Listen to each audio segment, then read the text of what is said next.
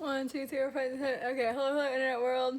Hopefully this angle is much more flattering than the fucking one over here. Actually, maybe that's not that bad. When I had it before, it looked fucked up. But anyway, okay. I only have I don't know, like 10, 15 minutes or something like that. But honestly, I should leave a little bit later because I'm going to the movies 9 o'clock to see Trap. And you know how many fucking commercials and previews and all that bullshit is before the movie. I should probably leave 10 minutes late and be smart about it. But I'm finally. I've been seeing movies, I don't watch movies all the time. It's pretty expensive. But, when a movie comes out that I'm interested in, I choose wisely and I go and see it, and it's always a fucking empty theater, which some people love, like my dad. He calls it the angel theater. Anytime something's empty, like a bus or whatever, a restaurant, what have you, he calls it the angel thing, because he fucking hates crowds. But I like crowds in a movie. I think it's fun. But anyways, that's not the point. The point is that really, really quick, I just want to, because of course I have to spoil the movie for I don't know. Me and my sister, we're weird about movies where we enjoy having it spoiled before we see it. And it doesn't ruin the movie for us. It makes it like kind of better and kind of like shows whether or not it's worth it to see it. Anyways, whatever. So I was listening to these spoiler reviews because the movie just came out. And everyone's like, Josh Hartnett, we haven't seen him in a long time. And I'm like, I know he's been in stuff, because I know he played a werewolf or something in Penny Dreadful, which I didn't watch, but my parents watched it. And then he was in something else, and he was in 30 Days of Night, which, okay, 30 Days of Night is like 17 years ago at this point, but still. But anyways, I saw him in a movie called Most Wanted, and I have a feeling that a lot of people didn't see this movie. Most Wanted is actually a really good movie, and they were smart to hire Josh Hartnett because he's barely fucking in the movie, and he's not even really important in it, but it is a really good movie. Like, they just put him on the poster, and this movie came out in 2020, so I suspect that COVID fucked this movie all up, because I didn't research it, so I don't know. But the impression I get is that it was probably made right before COVID, like 1 or 2 years before. And so nobody knew it was coming. And then, like, when it was released, it's like, oh shit, COVID is here now. Nobody, I don't know where this movie was released, whether they tried to put it in the theater. Because, COVID hit United States in like March, right, or something like that. So I have no idea what the story with this movie is. All I know is I never fucking heard of it, and when it came out, I never heard of it, and the only reason I saw it was because I was scrolling Tubi, and like on Tubi, or I guess any streaming service, when you start typing in, like say I wanted to watch like Marquis de Sade or some shit like that, I don't know, and I put an M, and then all these movies starting with M come up. So it was something like, it wasn't Marquis de Sade I was trying to watch, it was something else I don't remember, but basically I hit M or M-O or something, and Most Wanted came up, and I was like, huh, so I clicked on it, because the description said something about it being like, falsely accused, like, prisoner and all this shit. So I'm like, okay. This movie's actually really good, like, legitly good, and it's based on a real Canadian story, a fucked up story having to do with police corruption, and relatively innocent people getting fucked over, and they kept a realistic ending in the movie where they don't try to make it all happy and everything works out in the end. The ending is kind of fucked up. Not like extreme fucked up, like, damn, everything went wrong. But it went pretty wrong, So, yeah, this movie's pretty cool. Basically, it's Josh Hartnett. Like I said, he's just there to draw you in. You see his cute self with they give him the nicest hair. It's like fucking, like,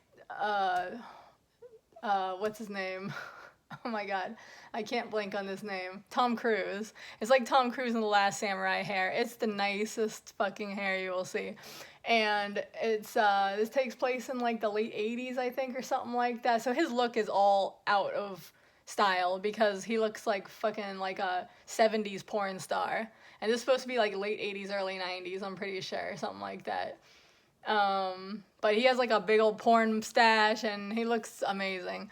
And basically he's a journalist who is like in all types of shit. Mafia's trying to fucking kick his ass. Boss is trying to fire him, all this crap, because of course he's the only like good person with legit morals and blah blah, trying to actually do something good in the world. And so, you know, everybody's after you when you try to do that shit. So then his wife literally just had a baby like 3 days ago, and they try to kind of work that in where later somebody threatens the house with her and the baby in it by smashing the windows. But nobody gives a fuck about this journalist, okay? He's just there to tie it all up. Like, because he's the one exposing the story. But the movie is actually about the story he's trying to expose, which is about this, because like I said, they're in Canada. I said that right. They're in Canada, and there's this French-Canadian kid who I don't know how old he's supposed to be. He looks like he's in the 17 to 21 age range. But I think some things they said in the movie made me think he's actually supposed to be a little older. Like maybe in the like 25 to 29 range. But he's a young guy basically, and he's like an ex-junkie, and he's working as a logger. Man, I wish I was a dude and could just walk. I mean, maybe maybe Hollywood is just leading me astray. But, you know, haven't you seen these movies where these men can just literally walk up and get a job? Because they're like, I'll be a logger, I'll be, like in the case of Brokeback Mountain, I'll be a shepherd, I'll be a whatever you need. And instead of them being like, you're too small, get the fuck out of here. Like, a guy would have to be so small, like legit under 5 feet for somebody to like turn him away like that. But when it's a girl, it's like you could be like 5'8", 5'9", and like kind of built, and like maybe if you're extremely butch, they'll be cool with it. But because I have known some butch construction workers and shit like that. But if you look like me, for example, and I am not the I consider myself to be, if middle is right here and feminine is over here and masculine is over here, I'm like about here. You know, I'm on the masculine side, but I'm not the most. But anyways, they wouldn't hire me is what I'm trying to say. You can't just, if you're a chick, you have to be so fucking butch in order just to be considered. And if you're a guy, you can be like literally like a 14-year-old. And it's like, you can do anything. You can be a logger. You can go to war. Not that I want to go to war, but, you know, you can work on ships. You can do whatever the fuck you want, you know? Like, ugh, it's so fucking unfair. But anyways, whatever. Like, I mean, I know you're at the risk of losing fingers and stuff like that, but that's my business, you know? Is the business of the person offering their services if they're willing to lose fingers and stuff like that. So anyways, what the fuck was I trying to say? Basically, the second this guy seems like he's doing good because he's up in the mountains away from drugs and him being able to earn an honest living and blah, blah, but his contract expires and he's allowed to listen to headphones on the job. Anyway, and literally the second he gets off the job and needs a new job, like, people start trying to pull him back into the heroin world. And then, basically, he gets all caught up with the fucking FBI, or, it's not FBI. Ugh. I keep seeing things through my American lens. It's whatever the Canadian version is. I don't know. It's the Canadian FBI, I guess FBI is internal, but whatever I don't know. It's the Canadian version of, like, the CIA or the FBI, something like that. CIA, I feel like, is, like, more highfalutin. Like, I feel like CIA is, like, more, like, I don't know. I feel like that's, like, bigger deals where it's, like, oh, we're keeping the world running the way we want it, and, like, or not the way they want it, but, like, they're being, like, they're, like, the enforcers of the people who want to keep the world running the way it is, whereas FBI is, like, oh, yeah, there's, like, a drug ring over here or something like that. I don't know. But, yeah, so what was I gonna say?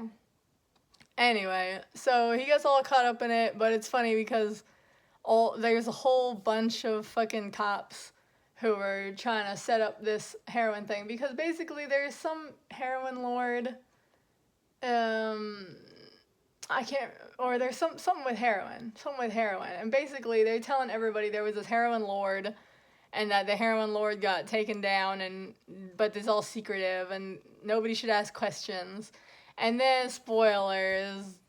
Okay, don't listen past this if you care, but I know my channel is like, maybe we'll get like 1 or 2 views, so, you know. Okay, you had time to click off if you didn't want to know. So basically, they're trying to build it up because there's 2 separate timelines. This is one of the things I liked about the movie. There's 2 separate timelines, and they don't tell you.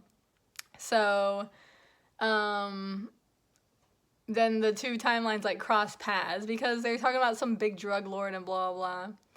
And then they make you think all this stuff with the kid, like the ex-junkie and the journalist and all this shit is happening after that. But actually, the story with the kid is taking place in the past, and the story with the journalist is taking place in the future.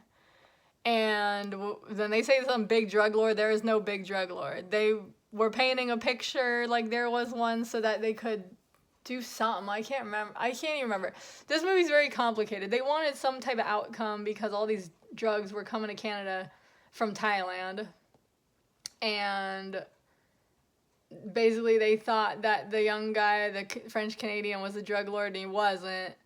And they roped him in there, and then when they realized he was just a regular kid and not some big honcho with status, they were like, well, we'll just set his ass up. And then that kind of failed, and, you know, all this shit goes down. But, yeah, you should watch it. You know, if you like crime movies or, like, movies with even just a little bit of corruption, you know, this movie is so much better than The Departed. I tried to watch The Departed, and I'm not a fan, which I kind of felt bad about because my parents loved that movie when it came out. They talked about the fucking Departed for like a week, how fucking amazing it is, and oh, this twist and blah, blah, blah, and it took me so many years to see it. It took me until now, almost 20 years to see it. And it sucks. I don't even like it, and I hate all the characters. All the characters are shitty, and they're all the same. The only funny part is when fucking, like, I don't know why, Mark Wahlberg, I think it's Mark Wahlberg in the movie. Is that who's playing the one dude? Anyway, he plays some cop who's, like, because, you know, there's 2 teams. There's, like, the crooks, and then there's the cops, and they're infiltrating each other. You know, in case you don't know what the movie is about. And then each one of the leaders of the crooks and the cops has, like, their, like, right-hand guy. So Mark Wahlberg, I think it's him. Or was it somebody else? There's so many fucking famous people in this movie. It's like an all-star cast, but they all kind of look alike, you know? Like, what's his fucking face? You know, Ben Affleck's, like, best friend or whatever. What's his name? Matt Damon. Matt Damon and Mark Wahlberg look exactly the fucking same to me. I can't tell those guys apart. Like, I mean, I can, but I can't. You know what I mean? And aren't they both in this movie? I can't remember. Anyways, the guy who I'm thinking of, he's like the right-hand man to the cop leader. And he's such a fucking bitch. I don't know why he has such a bad temper. He seems like he's permanently, like, hair trigger. Like, he is so pissy. Like, which I totally understand if you have a bad day. Like, you know how sometimes you walk around and you had a bad day and you're just about to snap on everybody. But he's permanently in that state.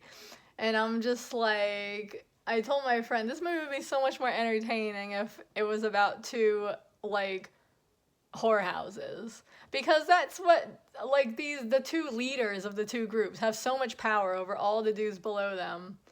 Like, it would just be funnier if they were whores. You know?